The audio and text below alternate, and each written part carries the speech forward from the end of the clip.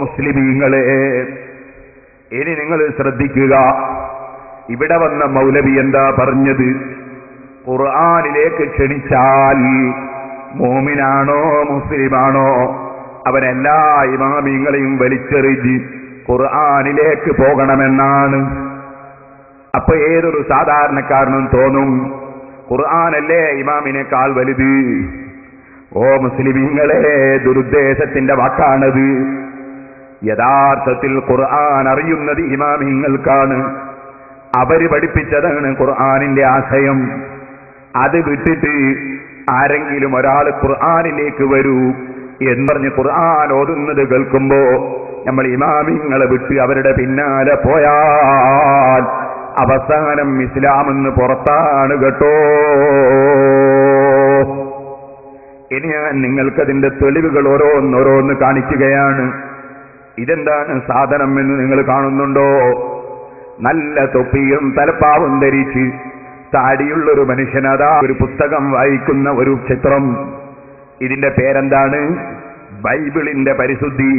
ഖുർആനിന്റെയും ഹദീസിന്റെയും അടിസ്ഥാനത്തിൽ, ഖുർആനിന്റെയും ഹദീസിന്റെയും അടിസ്ഥാനത്തിൽ ബൈബിളിന്റെ പരിശുദ്ധി.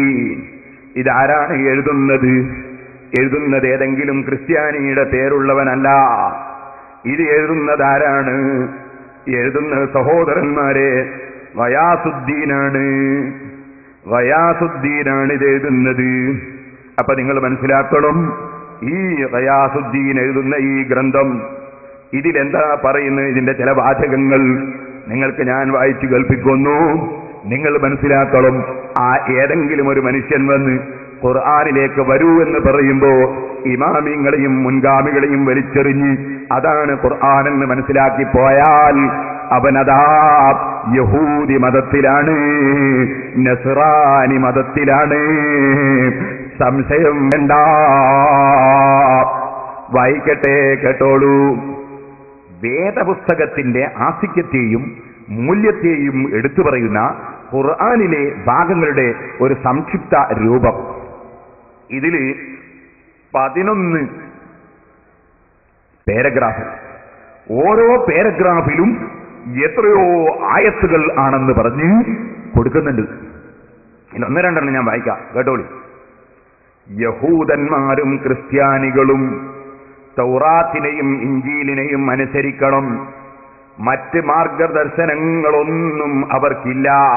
5:65-69 ഖുർആനിലെ 5-ാം അധ്യായത്തിലെ 65 മുതൽ 69 വരെ സൂക്തം പഠിപ്പിക്കുന്നത് അല്ലാഹുവിന്റെ റസൂലിനെ വിശ്വസിച്ച് യഹൂദി ഇസ്ലാമിലേക്ക് വരേണ്ടതില്ലെന്നാണ് പോൽ. അതിനായത്തുദ്ധരിക്കാണ്. ക്രിസ്ത്യാനികൾ വിശുദ്ധ, അത് യഹൂദന്മാരും ക്രിസ്ത്യാനികളും തൗറാത്തിനെയും ഇഞ്ചീലിനെയും അനുസരിക്കണം. മറ്റ് മാർഗദർശനങ്ങളൊന്നും അവർക്കില്ല. തൗറാത്തും ഇഞ്ചീലും അല്ലാഹുവിന്റെ ഗ്രന്ഥമാണ്. പക്ഷേ അതല്ലല്ലോ ഇപ്പോൾ അതാ ഈ കക്ഷികളെ കൈവശത്തിലുള്ളത്. മുഴുവനും ദുർവ്യാഖ്യാനം ചെയ്ത് തിരിമറി നടത്തിയ ആശയങ്ങളല്ലേ. ആ തൗറാത്തും ഇഞ്ചീലും തന്നെ അതിൽ മുഹമ്മദ് നബി സല്ലല്ലാഹു അലൈഹി വസല്ലമ തങ്ങളെ സംബന്ധിച്ച് അതാ വ്യക്തമായി ശരിയായ തൗറാത്തിലും ഇഞ്ചീലിലും പറഞ്ഞിട്ടുണ്ട്. ആ നബി വന്നാൽ വിശ്വസിക്കണമെന്ന് പറഞ്ഞിട്ടുണ്ട്. അതുകൊണ്ട് ഖുർആൻ പല സ്ഥലത്തും പറയുന്നുണ്ട്, നിങ്ങൾ തൗറാത്തും ഇഞ്ചീലും സ്വീകരിക്കണേ. കാരണം അതിൽ നബിയെ അംഗീകരിച്ച് നബി പറയും പോലെ നടക്കണമെന്ന് പഠിപ്പിച്ചിട്ടുണ്ട്. ആ ഭാഗമൊക്കെ അങ്ങ് മൂടി വെച്ചിട്ട് അവരതാ തൗറാത്തും ഇഞ്ചീലുമല്ലാത്ത വേറെ ഒന്നും അവർക്ക് വേണ്ടതില്ല എന്നല്ലേ ഖുർആൻ ഉദ്ധരിച്ചിട്ട് ഇവരർത്ഥം വെച്ചിരിക്കുന്നത്. ഇനിയും കേട്ടോളൂ. ക്രിസ്ത്യാനികൾ വിശുദ്ധ ഗ്രന്ഥങ്ങളെ വായിക്കുന്നവരാണ്. 2:113, 121, 10:95. ഇനിയും കേട്ടോളൂ. ക്രിസ്ത്യാനികൾ ഇഞ്ചീലിനെ അനുസരിച്ച് വിധിക്കണം. 5:41, 49. ഇങ്ങനെ ഖുർആൻ സ്വീകരിക്കേണ്ടതില്ല. അതേ സ്ഥാനത്ത് ബൈബിള് സ്വീകരിച്ചാൽ മതി എന്നതിന് ഖുർആനിൽ നിന്ന് ആയത്തുദ്ധരിക്കുന്നു ആര്? മുസ്ലിമിന്റെ പേരുള്ള മനുഷ്യൻ. ഇവിടെയാണ് നിങ്ങൾ ചിന്തിക്കേണ്ടത്. ഖുർആനിലേക്ക് ക്ഷണിക്കുമ്പോൾ ക്ഷണിക്കുന്നവന്റെ പിന്നാലെ ഇമാമിങ്ങളെയും മുൻഗാമികളെയും വലിച്ചെറിഞ്ഞ് അവൻ പറയുന്നതാണ് ഖുർആനിന്റെ ആശയമെന്ന് മനസ്സിലാക്കി മുന്നോട്ട് പോയാൽ ആ പോകുന്ന സഹോദരന്മാരെ, ആ പോകുന്ന മനുഷ്യൻ ഇസ്ലാമെന്ന് പുറത്തല്ലേ?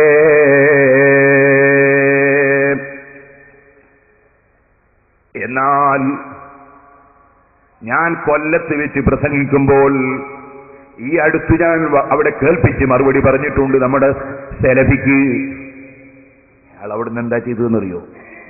തൗറാത്തും ഇഞ്ചീലും അല്ലാഹുവിന്റെ ഗ്രന്ഥമല്ല എന്ന് വരുത്തി തീർക്കുന്ന പ്രസംഗം.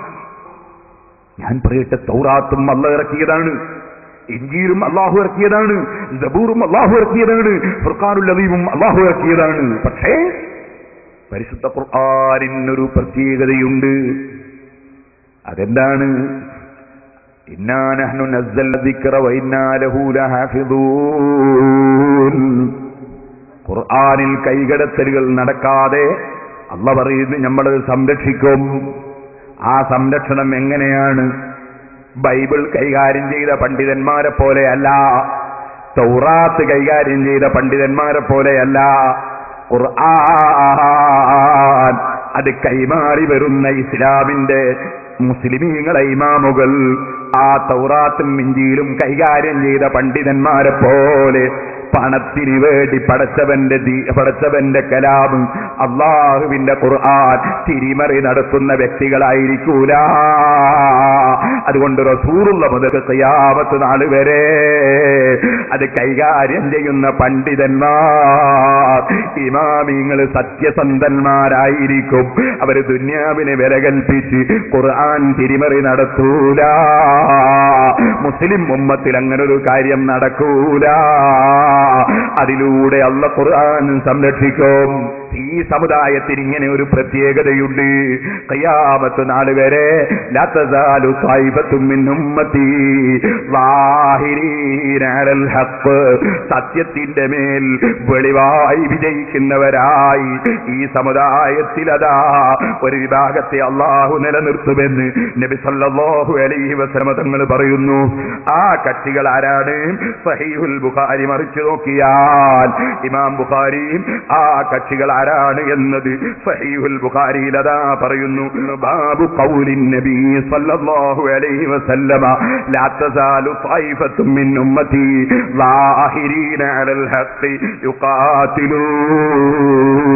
ഹഖിന്റെ മേൽ നിന്നുകൊണ്ട് പടവരുന്നവരാണവര്. വഹും അഹ്ലുൽ ഇൽമി, അത് ഈ സമുദായത്തിലെ അലിമീങ്ങളാണ്, സമുദായത്തിലെ ഇമാമീങ്ങളാണ്. അവരൊരിക്കലും തന്നെ പിഴച്ചു പോകൂല, പിഴവിന് കൂട്ടു നിൽക്കൂല. ആ ഇമാമീങ്ങൾ മുഖേനയാണ് ഖുർആനിന്റെ സംരക്ഷണം. എന്നാൽ അയാളെന്താ പറഞ്ഞത്? മൂപ്പര് പറയാണ് തൗറാത്തും ഇഞ്ചീലുമൊക്കെ കൈകടത്തലുകൾ നടന്നുപോയി, ഖുർആനിൽ യാതൊരു കൈകടത്തലുകളും നടക്കുകയില്ല. അതിനെന്താ കാരണം? ഖുർആൻ അല്ലാഹു എല്ലാ കാലത്തുമുള്ള സംഗതികൾ അറിയുന്ന അല്ലാഹു ഇറക്കിയതാണ്. ഇപ്പൊ തൗറാത്തും ഇഞ്ചീലും ഇറക്കിയതാരാ? അത് സെൽഫിയ. തൗറാത്തും ഇഞ്ചീലും ഇറക്കിയത് അല്ലാഹു തന്നെയല്ലേ. പക്ഷേ തൗറാത്തും ഇഞ്ചീലും അല്ലാഹുവിന്റെ ഗ്രന്ഥമല്ല എന്ന് വരുത്തി തീർക്കുന്ന പ്രസംഗം ഞാനത് അവിടെ കേൾപ്പിച്ച് മറുപടി പറഞ്ഞിട്ടുണ്ട്. പറയട്ടെ, എന്താണ് അങ്ങനെ പറഞ്ഞാലുള്ള തകരാറ് എന്ന് ഞാൻ പറയണോ? നമ്മളിപ്പോ തന്നെ ഒരു ചോദ്യം ചെയ്തിട്ടില്ലെങ്കിൽ കുറച്ച് ദിവസം കഴിയുമ്പോ യഹൂദികളും ക്രിസ്ത്യാനികളും നമുക്ക് എടുത്തുകൊണ്ടുവരും ക്ലിപ്പ്. നമ്മളോട് പറയും, കണ്ടോ നിങ്ങളെ മുസ്ലിം പണ്ഡിതൻ അയാളെന്താ പറഞ്ഞത്? ഖുർആനിൽ കൈകടത്തലുകൾ നടക്കാതിരിക്കാൻ കാരണം ഖുർആൻ പടച്ചവനിറക്കിയതായതുകൊണ്ടാണ്.